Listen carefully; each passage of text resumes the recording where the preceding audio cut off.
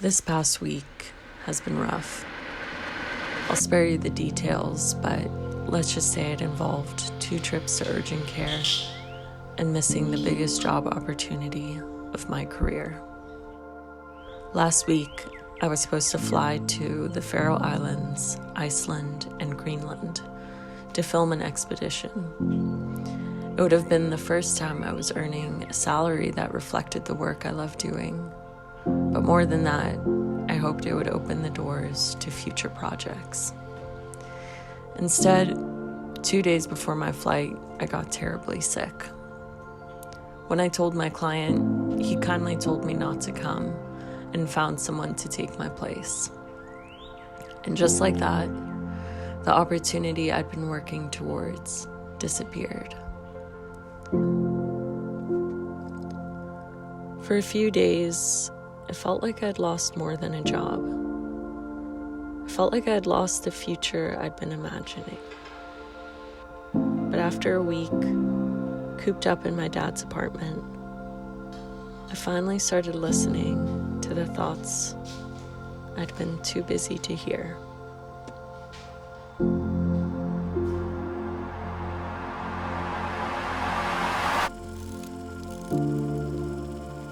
Since I was 11 years old, I've wanted to be a filmmaker. I saved every penny for my first camera and spent years making some truly terrible documentaries and short films. Eventually, I studied film in New York, and ever since, I've been doing what most creatives do, figuring it out as I go. The funny thing is, I'm probably not what most people call a cinephile. I've never really cared about knowing every camera, every lens, or every famous director. What I've cared about is how a story makes someone feel. Because stories shape us. They connect us. They help us make sense of a world that often doesn't.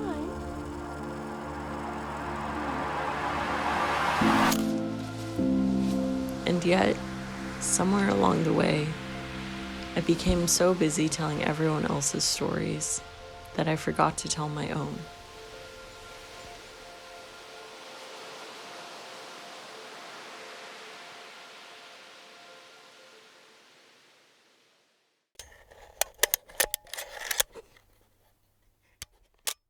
For years, I've been editing YouTube videos for other people.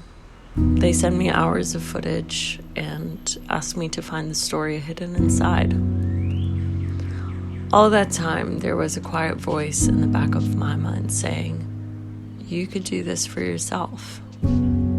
I just never listened. Until now. Because there are things I care deeply about that don't fit into client work alone. I care about painting. I care about wild places. I care about adventure.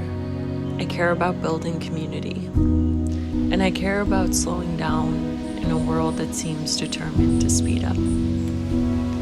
So this is me, finally saying yes to that little voice.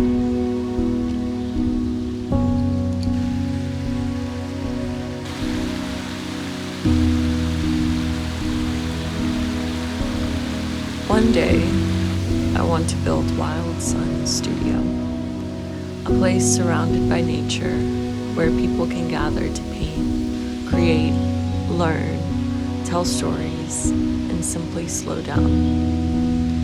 Right now, I don't have the studio. I don't have the money, and I definitely don't have the whole plan. But if film school taught me anything, it's that every good story needs an obstacle. And this feels like the first one. So, if you'd like to follow along as I figure it out, through the wins, the mistakes, the adventures, and everything in between, I hope you'll subscribe. Welcome to the beginning of Wild Sun Studio.